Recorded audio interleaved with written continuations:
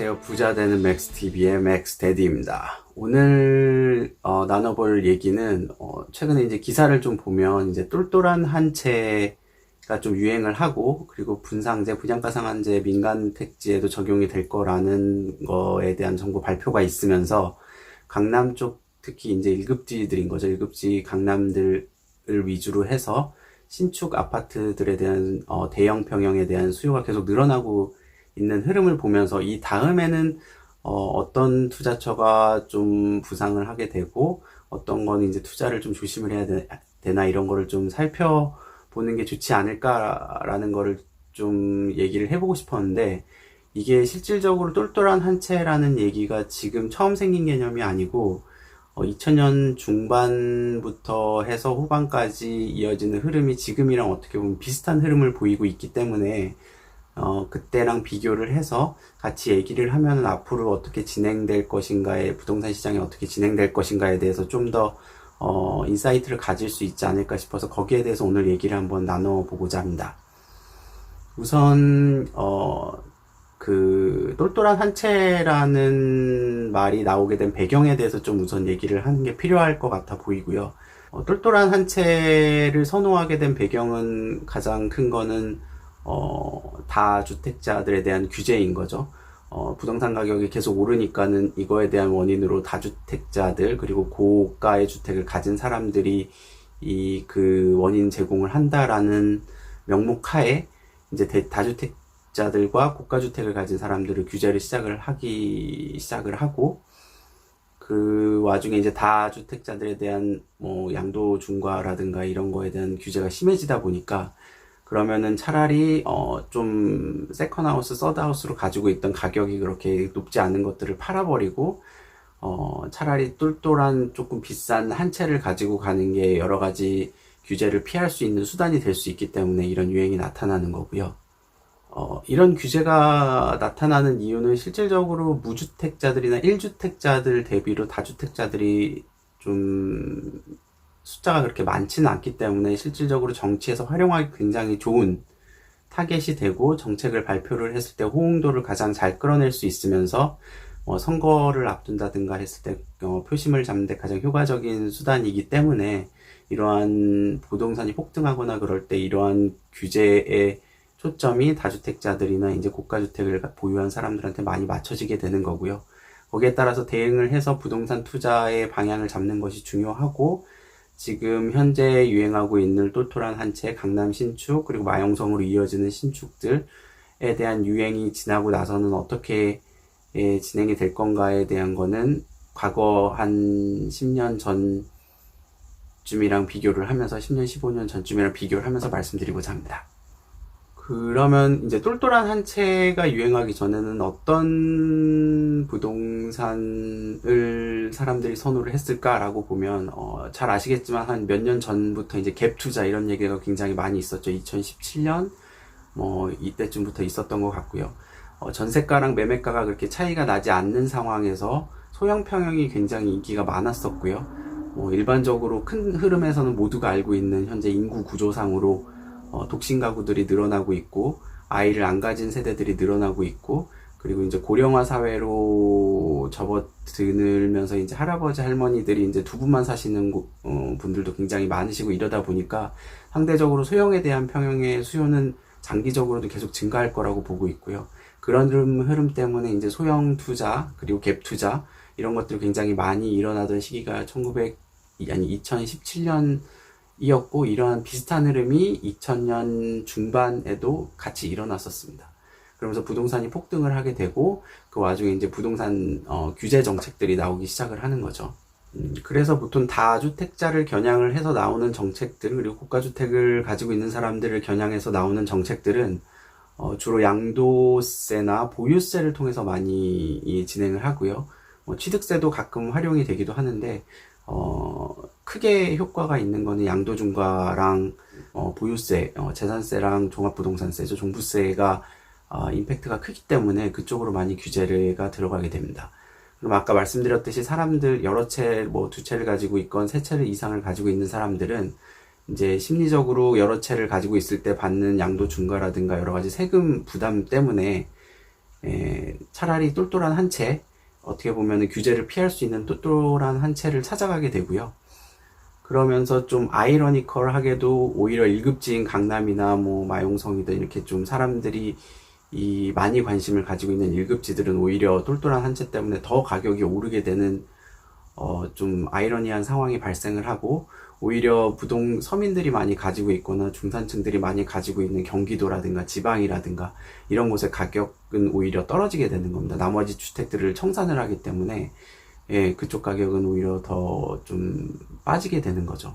그러면서 이게 시간이 지나면은 우선 강남 1급지의 신축들이 가격을 상승을 하게 되고, 이 흐름들이 이제 일종의 낙수 효과죠. 뭐 마용성 강북 쪽으로 흩어지게 되고, 그 흐름은 계속해서 뭐 도노강, 뭐 금천구라고 하죠.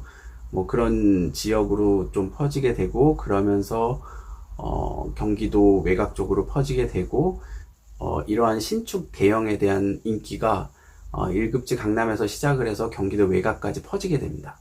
이러한 똘똘한 한 채의 이후의 흐름이 이 1급지에서 이제 주변으로 퍼져서 경기도까지 이어지는 흐름 자체도 2000년 후반까지 있었고, 지금의 상황은 어떻게 보면 강남에서 강북, 마용성 정도까지 지금 간 상황이고, 지금 이제 추가로 나오는 언급이 되는 지역들이 이제 도노강이나 이제 금천구 이런 지역들인데, 이런 신축 대형의 흐름이 이제 바깥으로 퍼져나가기 시작을 하는 거죠. 왜냐하면 이런 흐름은 강남에 그동안 입성하고 싶었던 사람들이 입성을 못했던 사람들이 마용성 같은 데서 부동산으로 돈을 번 상황에서 한 2, 3억, 한 몇 억만 더 투자를 하면은 강남 쪽으로 내려올 수 있게 되기 때문에 그런 사람들이 이제 주로 역삼 쪽으로 내려오게 되고요.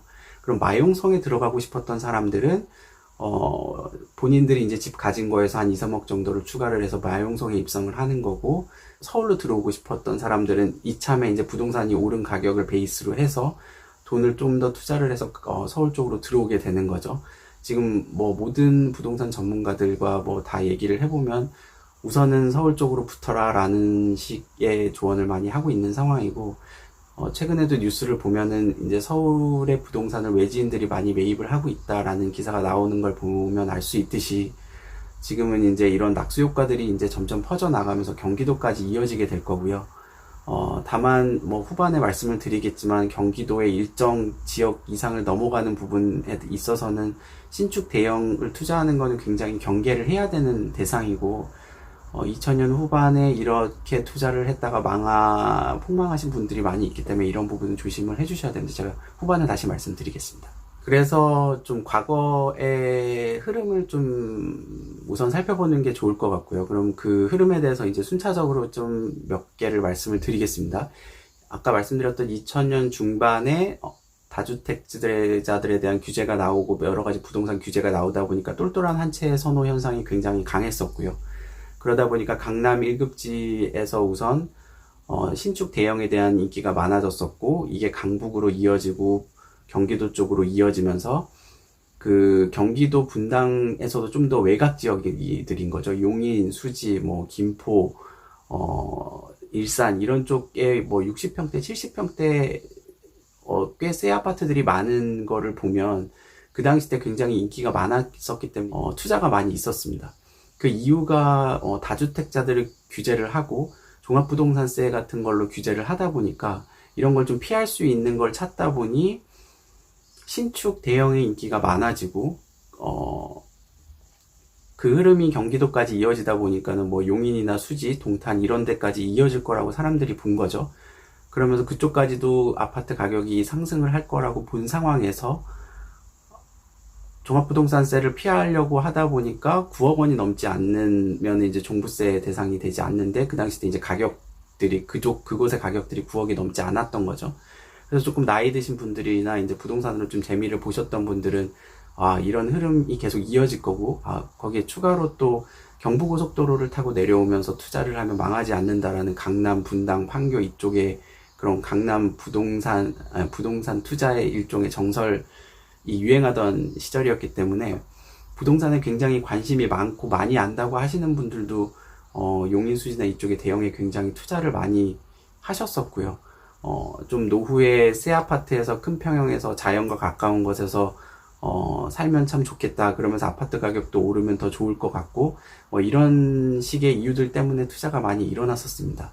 하지만 상대적으로, 얼마 지나고 나서 부동산 경기가 좀 꺾이기 시작하고, 외부 변수인 금융위기 비슷한 것이 이제 오기 시작을 하면서 다주택자들에 대한 징벌적, 좀 규제들이 많이 풀리기 시작하고요. 그러면서 가장 큰 타격을 받게 되는 게 이런 경기도 외곽에 있는 대형들이 굉장히 큰 타격을 받게 됩니다. 강남 쪽이나 이런 쪽에서는 실질적으로 뭐 규제나 이런 것 때문에 타격을 받았던 거는 뭐 5% 미만 정도였었고요.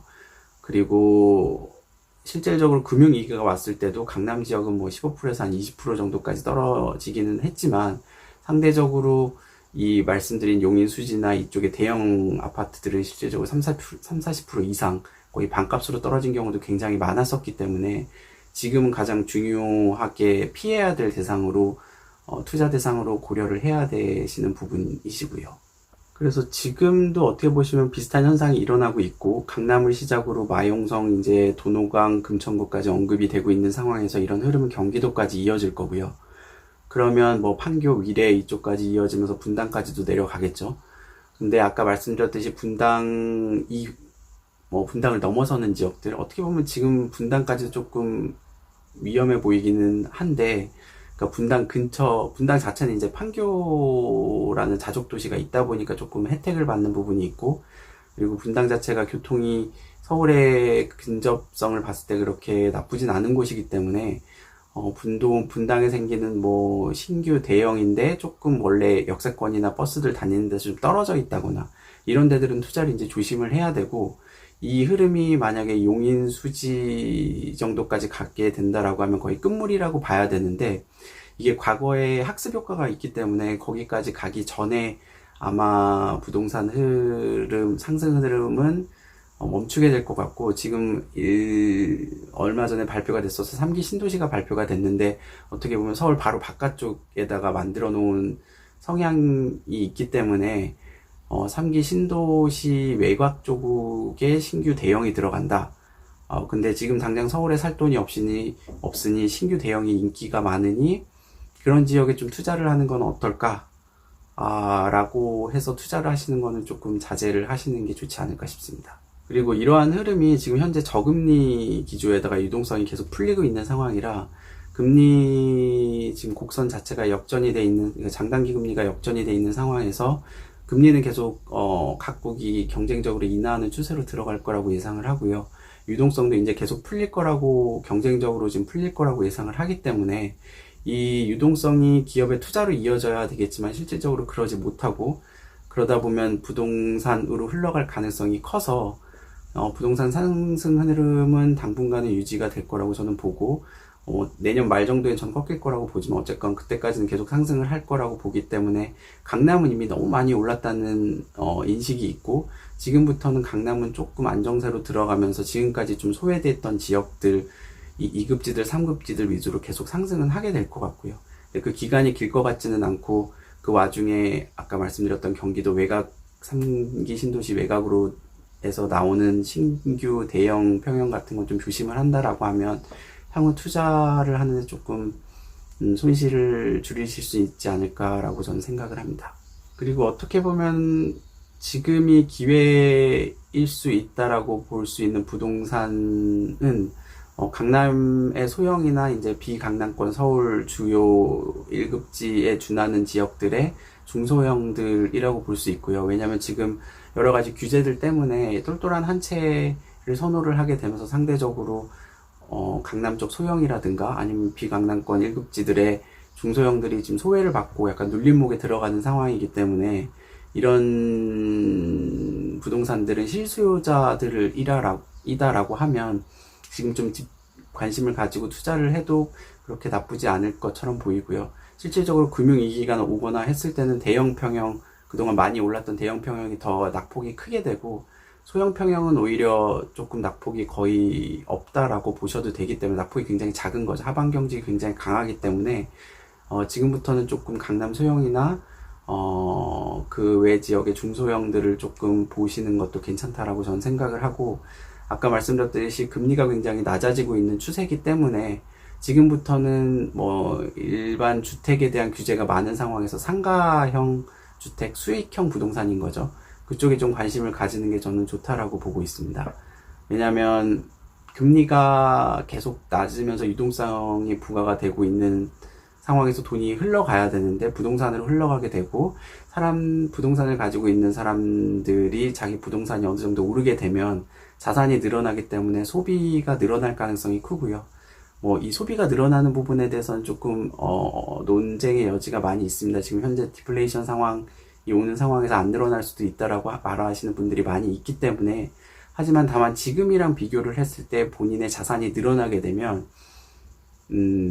소비가 어느 정도 늘어나는 건 맞습니다. 해외여행도 많아지고 그런 거를 봤을 때 지금 수익형 부동산의 인기가 좀 더 많아질 거고 저금리이기 때문에 마땅한 투자처도 없는 상황에서 일정 부분의 월세나 수익을 받을 수 있는 부동산이라고 하면 지금 그쪽으로 관심이 많이 쏠릴 수 있는 시기이기 때문에 그래서 최근에 보면 뭐 수익형 부동산 리츠 같은 것도 인기가 많고 하는 이유가 뭐 예금 금리가 너무 낮다 보니까 예금 금리 수익률이 뭐 한 3-4% 이상만 나올 수 있는 곳이라고 하면 굉장히 인기가 많은 상황인 거죠. 그런 이유에서 수익형 부동산이 굉장히 괜찮은 상품이 될 수 있는 상황인 거고 최근에 보람튜브가 뭐 강남 쪽에 빌딩을 몇십억을 주고 90억인가 주고 샀었죠. 실질적으로 수익률로 따져보면 2%도 안 되는 2% 언저리의 부동산임에도 불구하고 그런 식의 투자를 크게 대출을 받아서 들어갔던 이유도 가장 안정적으로 지금 볼 수 있는 게 강남 1급지들, 그러니까 주요 상권 지역에 있는 빌딩들이나 수익형 부동산들이기 때문에 그런 쪽은 좀 관심을 가지시는 것도 괜찮다라고 보고 있습니다. 다만 뭐 최근에 이제 최저임금제라든가 이런 수요가 소비에 대한 소비가 좀 증가를 하겠지만 그런 쪽도 이제 주요 상권으로 위주로 증가할 가능성이 크기 때문에 좀 상업적으로 이렇게 활발하지 않은 지역들에 있어서는 조금 조심을 하셔야 되는 부분도 있기는 하고요. 그래서 최근 좀 인기가 뭐 몇 년 전부터 계속 인기가 있었지만 소형 빌딩들, 꼬마 빌딩들 뭐 80억 원, 100억 원까지 가는 빌딩들이 굉장히 인기가 많고 거래가 많이 일어나는 이유가 이런 이유들 때문입니다. 그리고 이런 상업용 부동산이 인기가 또 있는 이유가 지금의 규제 대상이 이제 주로 민간 주택, 이제 사는 주택 지역에 대한 아파트들이나 이런 곳들이죠. 상업부동산은 솔직히 사람들의 관심이 그렇게 상대적으로 주택에 비해서 크지 않기 때문에 규제가 덜한 편이고요. 뭐 예를 들면은 종부세 같은 경우도 상업용 꼬마 빌딩 같은 경우 뭐 80억이 넘지 않으면은 종부세에 합산이 되지도 않고요. 이런 혜택들이 있기 때문에 앞으로 당분간은 좀 이런 쪽의 부동산들도 좀 인기가 많지 않을까라고 생각을 하고 있습니다. 지금 가장 이제 중요하게 보셔야 될 팩트 중에 하나는 여러 가지 규제들이 나올 만큼 많이 나왔죠. 이제 추가적으로 나올 수 있는 대책들이 몇 개가 더 있기는 하지만 뭐 더 이상 나올 수 있는 부동산 정책들이 이제 한계가 있는 상황에서 지금 경기가 뭐 살아날 거라고 사람들이 많이 생각을 안 하고 있고 정책자들도 지금 그렇게 생각을 하고 있기 때문에 강한 부동산 정책이 나오기는 그렇게 쉽지는 않아 보이고 지금까지 많이 올랐던 곳 위주로 해서 핀셋 정책인 거죠. 그쪽을 타겟으로만 해서 진행이 될 것 같고요. 그런 상황에서 지금 조금 더 크게 충격을 줄 수 있는 건 일종의 외부 변수들, 외생 변수들인 거죠. 금융위기에 준하는 위기들이 오게 된다라고 하면 지금의 부동산 규제 정책들보다는 임팩트가 훨씬 강하게 일어날 거고요.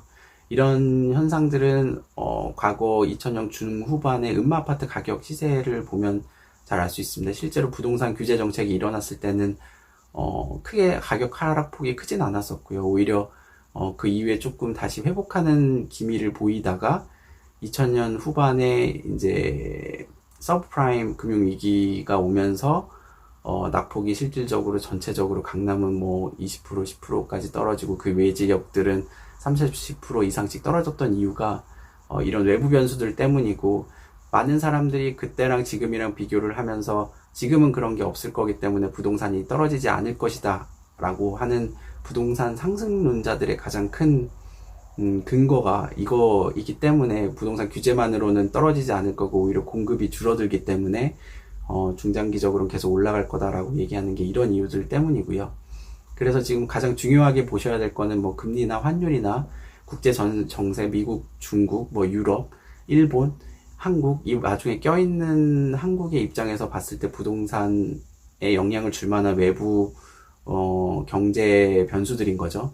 이런 거에 좀 관심을 가지면서 본다라고 하면은 조금 더 나은 부동산 투자를 할 수 있을 거라고 보고 있고요.